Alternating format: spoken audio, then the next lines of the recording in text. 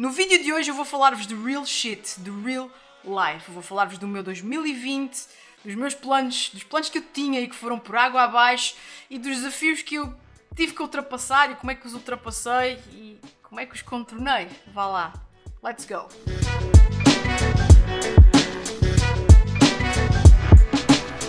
Olá pessoas da internet, sejam bem-vindos de volta ao canal. Se tu já andas por aqui há alguns vídeos, se calhar está na hora de subscreveres o canal. Fica a dica. E hoje vou falar-vos do meu ano de 2020, o fantástico ano que foi 2020. Note. Eu tinha uma série de planos e ações em que ia participar, estava em processo de resolução de alguns problemas ou de os atenuar e puf, foi tudo por água abaixo. Ou talvez não. O início de 2020 parecia muito cor-de-rosa, ou pelo menos não estava numa cor má. Eu tinha no ar a primeira temporada do meu podcast, Os Antissociais, estava a planear começar a gravar uma segunda, ia começar a dar palestras mais à séria, já tinha alguns eventos fechados, alguns deles até fora de Portugal continental, queria começar a dar aulas e já tinha feito alguns contactos nesse sentido e tinha também outros assuntos pendentes mais pessoais por resolver, como por exemplo a minha fobia de andar de avião ou a minha ansiedade que tinha feito um regresso assim no final de 2019 após 2 anos de sabática. E em 2020 eu ia tratar disso tudo. Aliás, já tinha iniciado alguns dos processos em 2019 quando iniciei a terapia de voo com a Voar Sem Medo, que é um processo. Tudo é um processo. E o meu tinha sido interrompido, porque pandemia, lockdown, aviões no chão.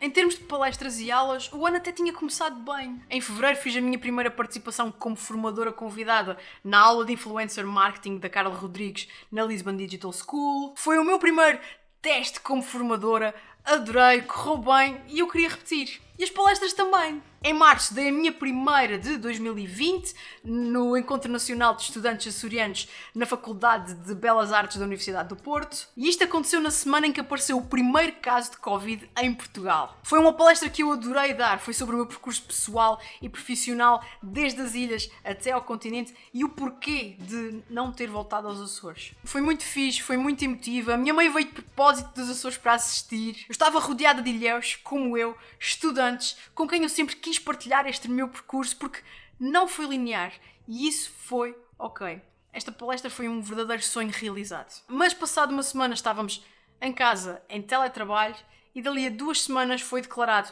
o estado de emergência devido à pandemia da Covid-19 e estávamos em confinamento. Por tempo indefinido e indeterminado e os meus planos, sonhos e necessidades para 2020 tinham ido por água abaixo. Todos os eventos presenciais foram cancelados, adeus palestras e adeus aulas. O problema do medo de andar de avião, já falámos anteriormente, ficou em águas de bacalhau. A minha ansiedade, que já se estava a manifestar fortemente no final de 2019, escalou de forma impressionante durante o primeiro lockdown em 2020. A minha sorte é que 2 ou 3 semanas antes do país fechar, eu comecei a fazer psicoterapia com um psicólogo fantástico, que foi um verdadeiro pilar para a minha sobrevivência durante um ano que foi tão difícil. E posso dizer-vos que desde dezembro de 2019 até outubro de 2020 não houve um único dia em que eu não tivesse ansiedade. O facto de ser acompanhada ajudou-me a ter controle sobre a coisa para que não escalasse para o pânico, como já tinha acontecido anteriormente.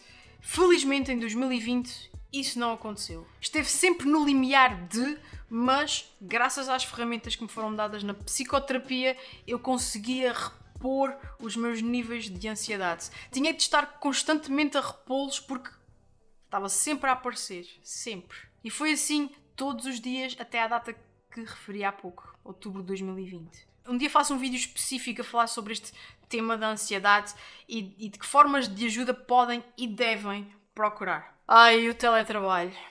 Temos mesmo de falar do teletrabalho. Eu sou fã, sou uma tipa que gosta da sua bolha, principalmente porque eu tenho grande dificuldade em concentrar-me. Sou também introvertida e não gosto de sítios fechados, nem de pessoas a falarem todas ao mesmo tempo, nem a passarem constantemente de um lado para o outro. E não gosto de conversa de circunstância, nem da sensação de que tenho que fazer essa conversa de circunstância só para ser socialmente aceite. Eu gosto da minha bolhinha e de falar só com quem quer falar e com quem gosto de falar. Por isso sou fã do teletrabalho, mas neste caso acho que foi demais. Até eu, que gosto da minha paz e do meu sossego, comecei a sentir falta dos meus colegas e das nossas rotinas. Concluí que preciso do teletrabalho para alguns momentos muito específicos, como quando tenho que me concentrar, mas que quando temos que planear e de pensar em conjunto, faz-me falta esse contacto físico. No início do teletrabalho eu não entendi logo que precisava desse equilíbrio. Eu estava mega feliz de poder trabalhar em casa. E a verdade é que a minha produtividade triplicou, quadriplicou, whatever. Mas também durante uns tempos estávamos todos a perceber como é que ia ser isto do teletrabalho. E não existiam barreiras. Trabalhámos muito para além daquilo que são horas saudáveis de trabalho e eu própria não soube pôr barreiras em mim mesma e desligar. Sentia que tinha que estar sempre disponível e preparada para tudo. Era a minha obrigação. Percebi mais tarde que a minha obrigação era ter equilibrado mais as coisas, ter descansado mais para estar o melhor possível para fazer o meu trabalho. Essa era a minha obrigação. Mas acho que todos nós que passamos e estamos a passar por isto do teletrabalho nos sentimos assim no início. Sem sabermos bem o que fazer, senão estar disponível para fazer o que quer que fosse e a que hora fosse. Fui irresponsável com a minha saúde física, fui irresponsável com a minha saúde mental. Com isto tudo aprendi que trabalhar a partir de casa não é sinónimo de estar sempre disponível. Há barreiras, há limites e temos de saber impô-los a nós próprios pelo nosso bem-estar. Portanto, mais horas de trabalho, menos horas de sono, mais ansiedade. O indivíduo ansioso precisa das suas rotinas, precisa das suas horas de sono para que os níveis de ansiedade estejam assim sempre equilibrados. O mais equilibrados possível. E isto é verdade para todos nós. É preciso dormir. Os meus projetos extra-Vorten tinham sido todos cancelados, só me restava o podcast, o que me estava a dar um enorme gozo. Só que com as pestanas queimadas de tudo o resto, como eu já estava, a meio da temporada tive que pedir ajuda para terminar a edição do programa, porque eu não estava a conseguir. Para mim 2020 ia ser um ano perdido, ia ser só trabalho, só trabalho, só trabalho, e os meus planos, olha, iam ficar on hold. A minha família ia ficar on hold, eles lá no meio do Atlântico, nos Açores, e eu aqui cheia de saudades deles, a pensar que nunca mais os ia ver porque não haviam voos para os Açores, o espaço aéreo chegou a estar fechado, se não estou em erro. E a verdade é que o futuro era incerto e as saudades apertavam muito, muito mesmo.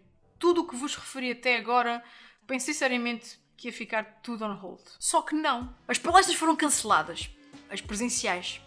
Apareceram as digitais e fiz mais palestras no digital do que aquelas que eu tinha agendadas para o mundo físico pré-pandemia. Realizei o meu sonho de dar aulas também no digital. Depois de várias presenças como formadora convidada em um módulo ou outro, a Lisbon Digital School convidou-me para voar a solo como formadora dos módulos de Twitter Marketing e Social Media. Consegui concretizar tudo a que me tinha proposto para 2020. Não da forma que eu estava à espera, mas aconteceu. O teletrabalho trouxe mais algumas coisas boas e mais à frente eu pude regressar aos Açores para junto da minha família e pude passar o verão num verdadeiro paraíso na Terra. Nos Açores haviam poucos ou nenhuns casos de Covid, pelo menos na minha ilha. Nós vivíamos numa bolha de tranquilidade. E graças a isso pude estar com a minha família e com os meus amigos como já não estava desde os meus tempos de faculdade. Pude ver o meu sobrinho crescer de dia para dia. Isso foi o melhor do meu 2020. Também me casei, isso foi fixe, mas não mudou a minha vida. Assinámos uns papéis e continuámos a ser quem éramos. Tive a oportunidade de fazer algo que queria fazer há muito tempo, mas ainda não tinha tido a oportunidade. Um social media detox. Fiquei quase 3 semanas sem acesso a redes sociais e notícias via web. Desinstalei tudo. Só fiquei basicamente com o Messenger e o WhatsApp para falar com a minha família e com os meus amigos. De resto, nada. Fui aproveitar. E sabem que mais? Ao fim desse tempo de detox, quando voltei a ligar-me, estava tudo igual. E andamos todos com o chamado FOMO, ou Fear of Missing Out. E se perdermos, qual é o problema? Nenhum.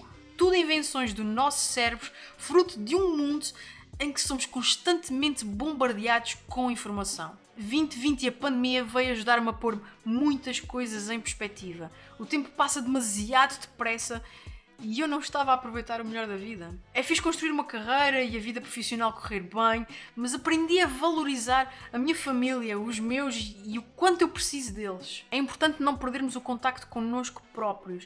Precisamos de nos mimar e de mimarmos os nossos. Precisamos muito uns dos outros, eu percebi isso, eu tive direito a isso e fez-me um bem danado. Costumam dizer que são as pequenas coisas, mas não, são as grandes coisas.